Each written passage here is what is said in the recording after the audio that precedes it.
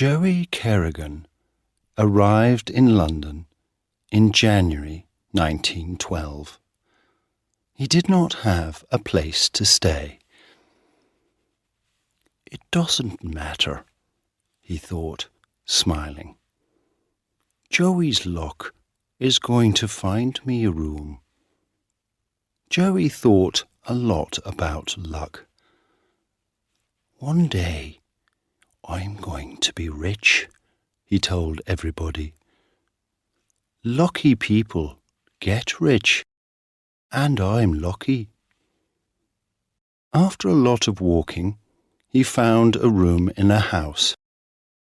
It was near Tower Bridge. The room wasn't very big, but it was cheap. The landlord's name was Mr. Webber. He looked Joey up and down. "What's your name?" he said.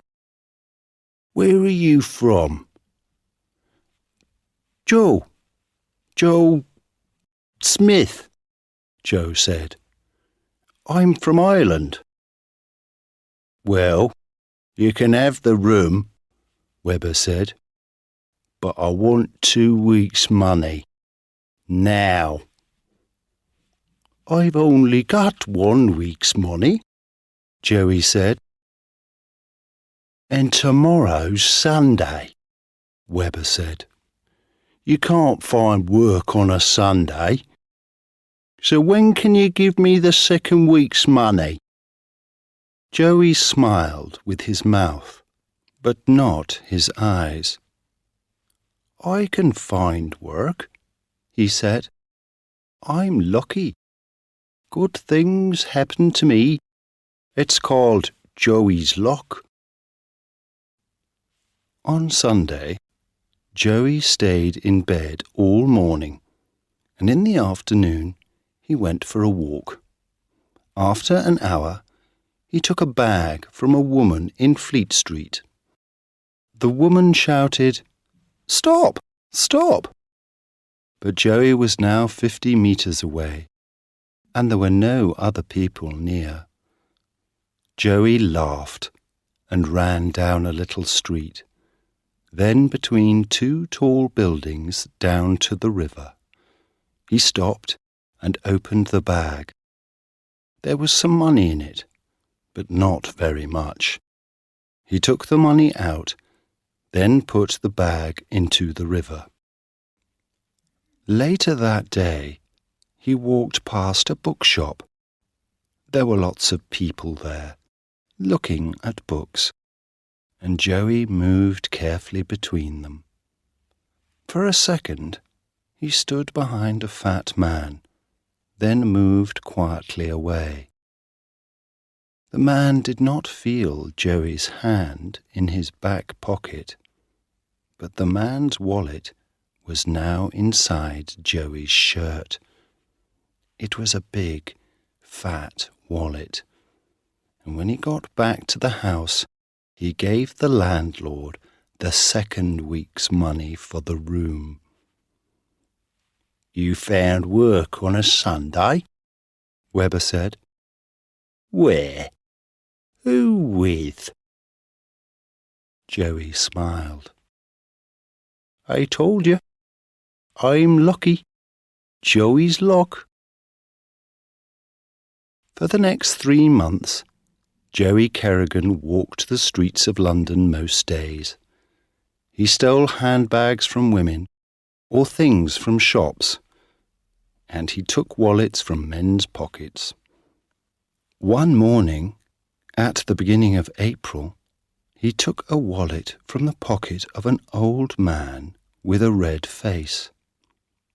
Joey was usually a very good pickpocket. People never knew anything about it. But not that morning. The man with the red face was quick. He turned, saw Joey, and shouted, "Hey, you! That's my wallet! Come back here!" But Joey was a good runner too. In 2 seconds he was round the corner into another street, then round another corner, and then he jumped onto a bus. "Joey's luck," Joey said, laughing. There was more luck for Joey that week. He first learned about Theo Goldman's money in a pub near his landlord's house. Webber went to the pub most evenings and sat with his friend Goldman. Goldman had a shop not far from the pub. He bought and sold a lot of different things: tables, chairs, beds, clocks, watches, books, pictures. When Joey went into the pub that evening, he saw Webber and Goldman at a table near the window. There were a lot of people in the pub. Joey bought a drink, then found a chair near Webber and Goldman. They did not see him. Joey sat with his back to them and listened. "But I need money to buy things when people bring them in," Goldman said. "Some money, yes," Webber answered. "But £100 or more, and in the shop? No, Theo." "It's not in the shop," Goldman said. "It's in my room at the back." "Do you have a good place to put it?" Webber said. Goldman laughed. "A very good place," he said. Joey sat with his drink, thinking. He knew Goldman's shop because it was in the same street as Webber's house. Joey often walked past it. £100 or more. "I'm going to get that £100, he thought. "Then I can do anything. Perhaps begin a new life in America." He smiled. Joey's luck again. So the money was in the room at the back, in a very good place. But where was that place? The next morning, Joey walked slowly past Goldman's shop. He did not go in, but looked through the window. The old man was in the shop, but he did not see Joey. Joey saw an open door to the room at the back of the shop. Through the door he could see a table, 2 chairs, and a big cupboard. Was Goldman's money in that cupboard? Suddenly, the old man looked up, and Joey quickly turned and walked away.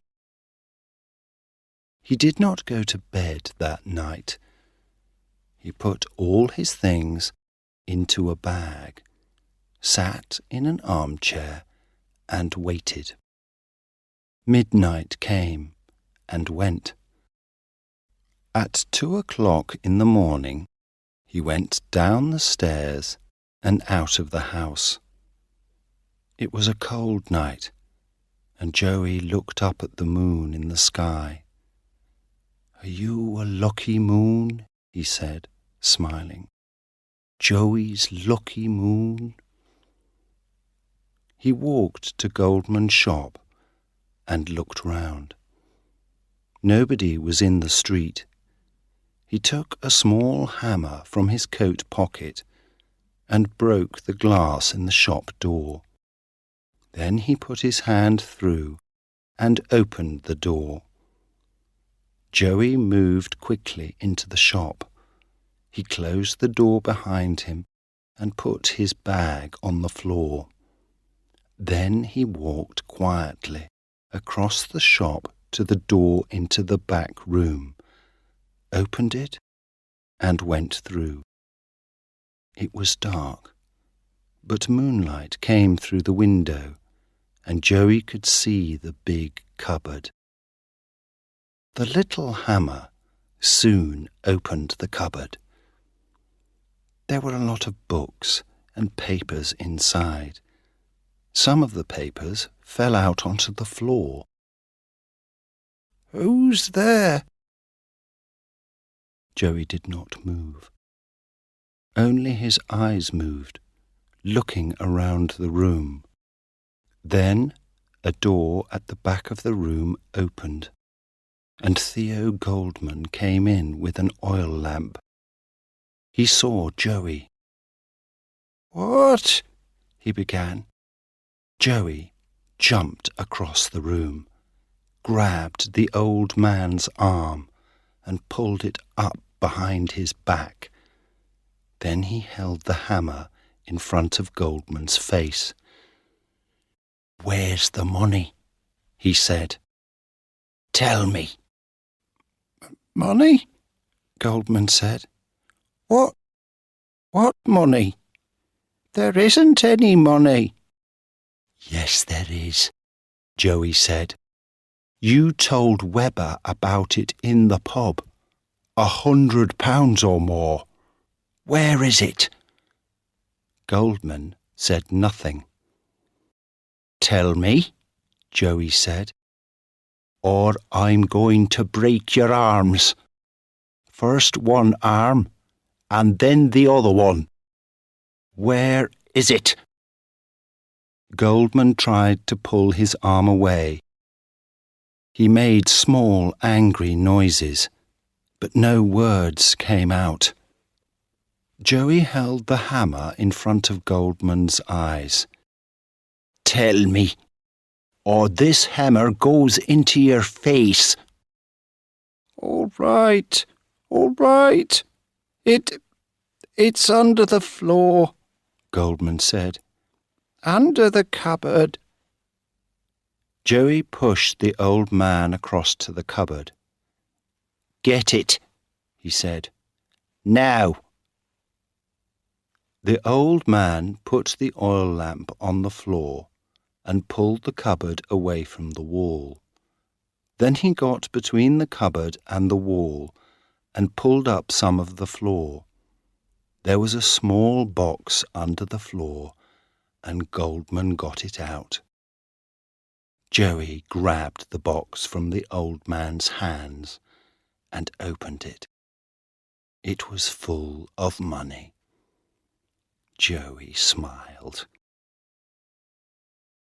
"I know you," Goldman said suddenly. "You live at Albert Webber's house." "Albert who?" said Joey. "Don't know him." He began to take the money out of the box and push it into the pockets of his coat. "Yes, you do. You live in his house," Goldman said. "Albert told me about you. You're—" "Be quiet," Joey said. "All right. So you know me, but nobody's going to find me." He laughed. "I can get a long way away with this money." All the money from Goldman's box was now in Joey's pockets. He gave Goldman a little push. "Now, get back in your bedroom and stay there." He pushed him again. "Go on, get moving." The old man began to walk across the room with the oil lamp. Suddenly, he turned and hit Joey on the head with the lamp. "Ah!" cried Joey. The lamp broke and fell on the floor, next to the papers from the cupboard. The oil from the lamp ran across the floor, carrying the flames to the papers. Goldman tried to run into the shop, but Joey jumped on him, and the two of them fell to the floor. The old man's head hit the wall. After that, he did not move. Joey heard the noise of the flames before he saw them. He looked behind him. The flames were big and were already halfway up the legs of a table. Joey jumped to his feet and ran through the shop.